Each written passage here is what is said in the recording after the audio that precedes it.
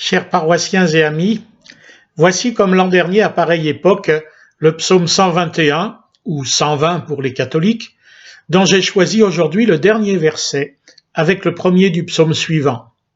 L'Éternel gardera ton départ et ton arrivée dès maintenant et à toujours. Je suis dans la joie quand on me dit « Allons à la maison de l'Éternel ».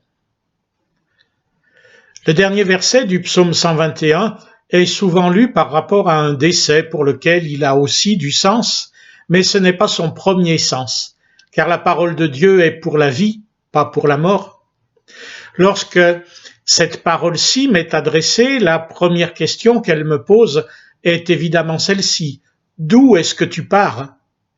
La bonne nouvelle est que mon Dieu va garder mon départ, m'y protéger. Mais pour ce faire, je dois être conscient, je dois être clair sur ce qui est mon lieu de départ. D'où est-ce que je pars? De quel passé? De quel présent? De quelle prison? De quelle angoisse? De quelle addiction? De quelle incohérence?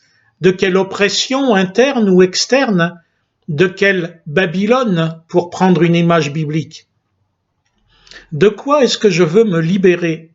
De quoi est-ce que j'ai besoin de me libérer? Mais la question suivante est elle aussi évidente, elle coule de source. Où est-ce que tu vas? La réponse, quant à elle, est beaucoup moins évidente. Je sais ce qui me fait mal, en moi ou autour de moi. J'ai juste besoin de lucidité. Mais pour cette nouvelle question, c'est plus difficile.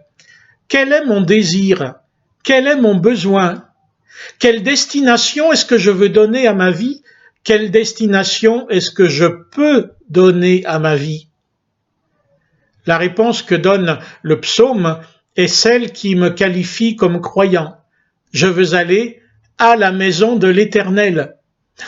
Mais ça n'est plus le temple de Jérusalem. Il y a un nouveau temple, c'est Jésus-Christ, mort et ressuscité.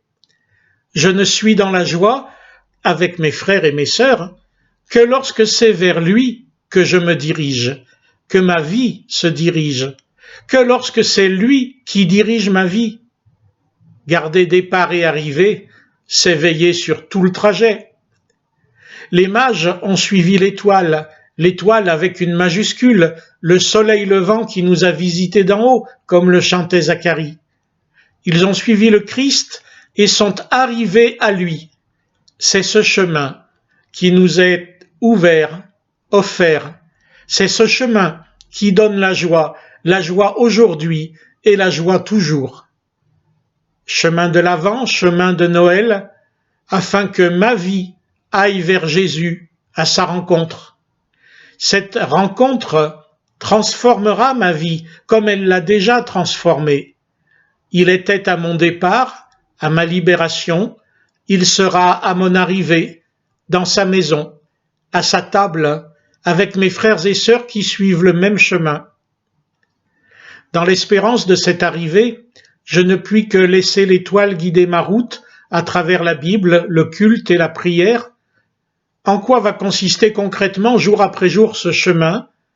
Dans sa miséricorde, Dieu le sait. À moi de lui faire confiance et d'avancer. Bien sûr, toute cette méditation ne s'applique pas qu'à moi ou à vous, mais aussi à notre Église. Dieu sait où elle va et il la garde. Grâce lui en soit rendue. Bon avant.